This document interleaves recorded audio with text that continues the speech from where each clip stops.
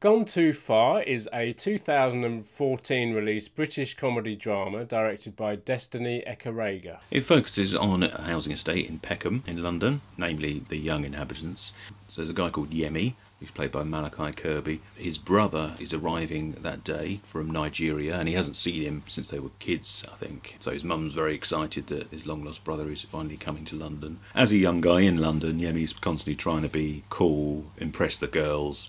What he sees is his goofy older brother. Yeah, he's not helping his street cred, shall we say. The film takes place in one day, that day where his brother's arriving. They end up walking around Peckham, and there's a girl that Yemi's after by the name of Armani, who he sort of leads Yemi on a bit. There's also her ex-boyfriend called Razor, who's also hanging around and obviously a little bit upset that they're not together anymore, and sees Yemi talking to her and is not best pleased about that either. What it basically amounts to is it's almost a culture clash. You know, they're brothers. One of them has been raised in London and one of them has been raised in Nigeria. You know, very different experience. And within Peckham, even though there's a large black community, you've got people that have come from Africa, and you've also got people that have come from the West Indies. Personally, in my ignorance, again, I wasn't aware that there was any sort of bad feeling amongst these two groups, but the film certainly portrays that there is a little bit. If you hadn't already realised, we've done a month of black cinema where we've chosen films made or featuring predominantly black casts. And we thought for this one we'd go back to Britain. So I think we've now done 2 from America and 2 from Britain. This was my choice this week. I thought I'd go, have a look find something that was a bit more modern, looking at London or Britain in our current times, although this is now a few years old. The first 3 films we did obviously featured racism, and that's obviously something that is currently going on in the news and in the world. But this film doesn't really focus on racism. It was kind of jokey infighting. They were kind of sending up each other's kind of characteristics from the African side and then the West Indies, and their different characteristics inside of that, much like I think how you have jokes between England, Scotland, Wales and Ireland, those kind of similar jokes I think that happen within their cultures as well, which is quite interesting because that's not something we usually see on screen. No. I don't think. I really like the film. I have to say, when I first started watching it, this was a blind pick for me. I didn't know anything about this film. I just watched the trailer on YouTube and I thought it made me laugh a couple of times. When I started watching the film, I didn't get into it quite. I found it a bit slow at first. It takes a little, a few minutes to get going, doesn't it? But I laughed a lot. What I found was it was very funny. They had some very funny scenes and some really interesting conversations, but they didn't really each scene didn't really thread together that well. I felt it a bit slow at times, but I really enjoyed it, and I really enjoyed all the characters, and all the performances were good, and I think the main thing is it's an interesting story that has not necessarily been told before, especially in this country. And I was reading that Destiny. And I will apologise if we get these names wrong. Destiny Ekarega, who directed it, she directed a couple of short films before. Tight Jeans is one, which is actually on the DVD release in this country.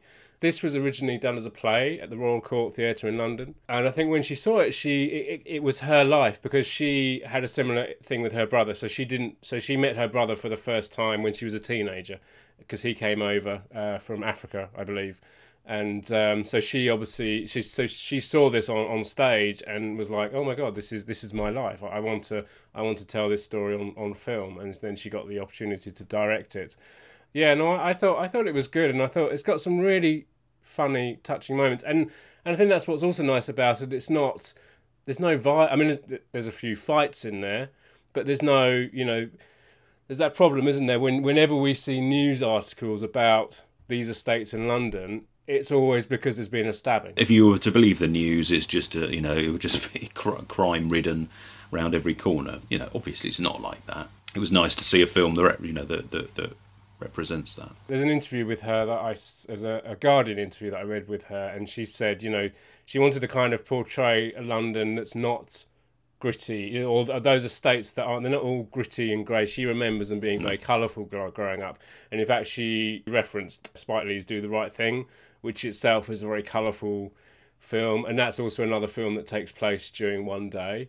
Samuel L. Jackson plays the radio DJ in that, who kind of pops up throughout the film. And in this, you've got these radio DJs who are kind of playing local music, and they're kind of featured in the film as well. So there's clearly links to which there's nothing wrong with that, because Do the Right Thing is a fantastic film. What I enjoyed about this film was it was very warm and really like nice characters that you can actually, although they're different culture to mine, you can relate. I mean, we all go through the same issues. We all have we all fall for people that maybe we shouldn't at some time in our life, and families. There's this very funny. So the two brothers have this very overpowering mother who kind of embarrasses them quite a bit at different times during the film, and that's something again we can all relate to.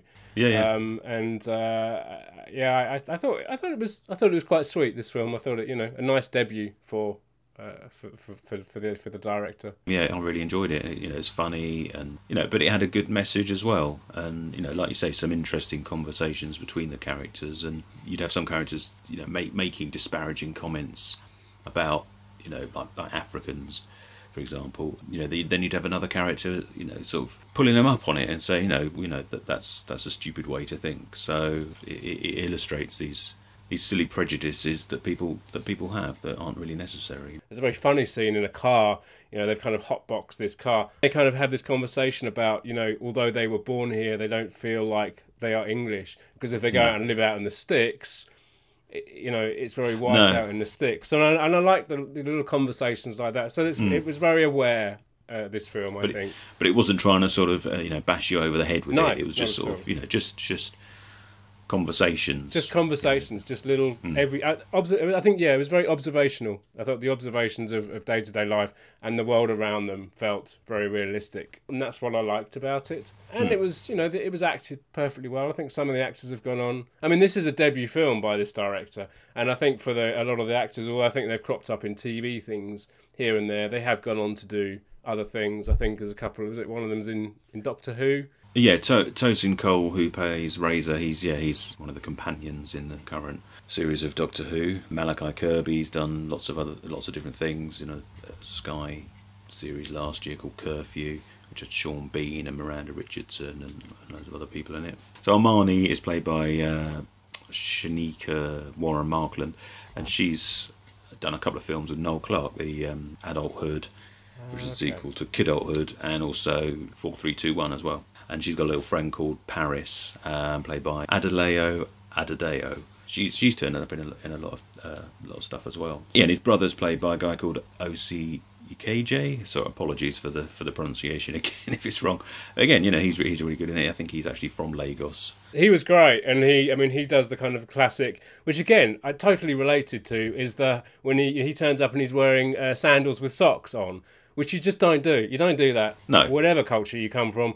There's a big no-no. It's one of those films, isn't it, where you get a nice kind of very friendly type vibe, and you have lots of laughs, and you put a nice film together. And I mean, I would recommend going and checking this one out. It was available on Amazon. I actually picked it up on DVD. I think I looked for it on Amazon and I couldn't find it, but I was typing the wrong name in. I kept writing in "Gone Too Soon" because I'm an idiot. So there's this Tight Jeans, which is a short film that Destiny made before this. I think she made two short films, and then she made this her first feature film. And there's some behind the scenes on here as well. But I didn't watch the DVD, so I haven't watched those yet. I watched it. You can watch it currently if you're in Britain. You can see it for free on Amazon Prime. If you like something different, especially if you want to maybe see, black culture in Britain, but in a different way than a lot of maybe more popular films have done, then I'd definitely give this one a look. And that was Gone Too Far. And as always, if you enjoyed the video, let us know in the comments below. Hit the subscribe button over there, and don't forget to push the bell for notifications. There's some other videos to check out over there. Come and find us on Twitter, Facebook and Instagram. And join us next week for another video.